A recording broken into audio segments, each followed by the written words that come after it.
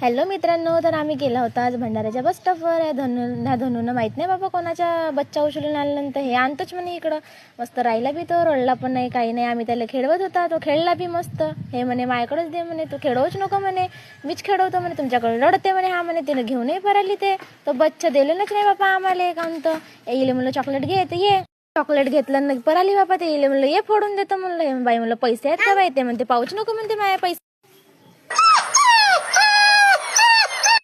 उचलूनच आणलं बापा हिने, तिला ओळखीने पाडके. हे तर पक्की मस्करी करत होती, मस्करी करत होती बापा. काउंत माहित नाही, जसं काहीच्या घरात लागले तर आपल्याच मग्नात मस्त मस्त व्यस्त होती.